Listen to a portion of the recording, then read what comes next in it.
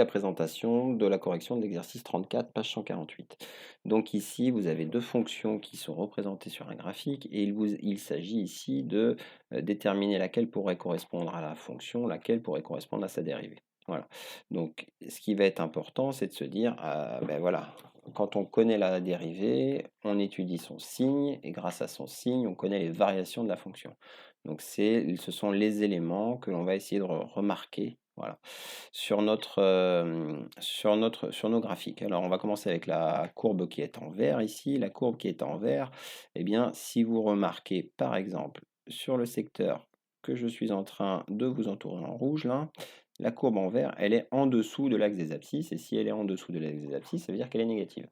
Et si elle est négative, et si elle correspondait à la fonction dérivée, ça signifierait que l'autre devrait avoir une portion sur ce même intervalle qui devrait être décroissante.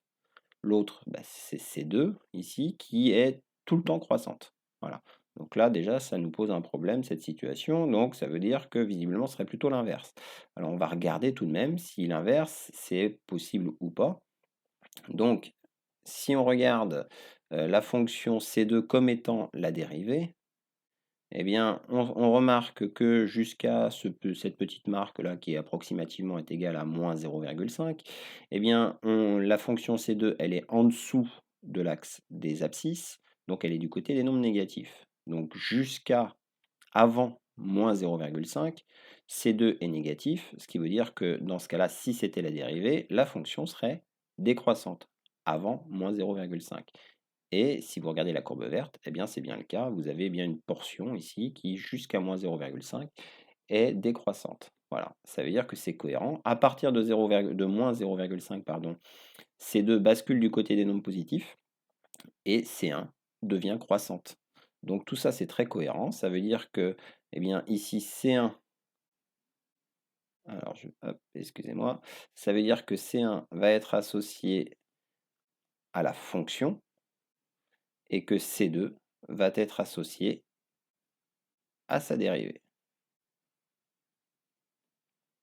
Voilà pour ce premier exemple. Alors on va continuer avec le suivant et on va regarder un petit peu ce qui se passe en appliquant le même type de raisonnement. Alors, encore une fois, c'est la position par rapport pour la dérivée, c'est le signe qui nous intéresse. Alors si on commence par regarder C1, par exemple ici, eh bien si vous regardez C1, vous êtes entre moins 1 et 1, vous êtes sur une portion, là, je suis encore en train de l'entourer en rouge, où C1 devient négative. En dessous de l'axe des abscisses, elle est négative. La courbe rouge, C2, sur cette même portion, entre moins 1 et 1, est bien décroissante. Donc c'est cohérent. Avant moins 1, après 1, C1 est positive, de chaque côté, là, elle est positive. Et sur ces mêmes intervalles, C2 est croissante.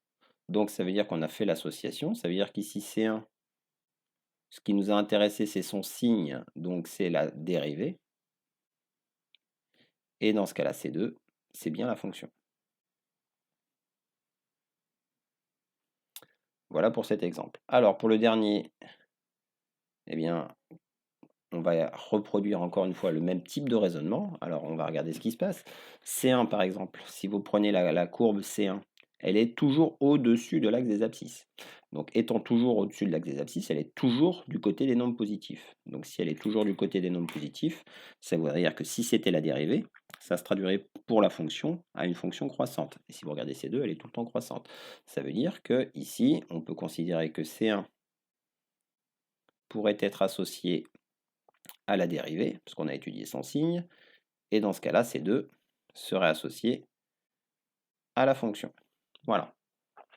Mais, si vous regardez un peu plus en détail ici, eh bien, on pourrait peut-être regarder l'inverse. C2 jusqu'à 0, donc sur l'ensemble des nombres négatifs, là, que je suis en train de vous entourer en rouge, eh bien, C2, sur cette portion-là, elle est du côté des nombres négatifs. Donc, si on étudie le signe de C2, là, on est du côté des nombres négatifs, ce qui se traduirait pour la fonction à une partie décroissante, et c'est bien le cas sur C1, on a une fonction qui est décroissante. Ça veut dire que, alors, on va quand même regarder ce qui se passe du côté des nombres positifs. Hein. À partir de 0, C2 est au-dessus de l'axe des abscisses, donc est du côté des nombres positifs, et C1 et sur ce même intervalle croissante. Donc ça veut dire qu'ici, eh bien finalement, on pouvait avoir les 2 possibilités sur cet exemple-là. On est en mesure de dire que alors j'ai perdu mon stylet, hop, je le rev'là. On peut avoir exactement les 2 possibilités. Les 2 sont cohérentes et le signe de la dérivée, nous donne les bonnes variations, de la fonction. Donc si on devait faire l'association ici, il faudrait essayer de trouver d'autres, possibilités, mais c'est pas ce qu'on va faire ici. Ici, les 2 étaient possibles. Voilà pour la correction de ces quelques exercices.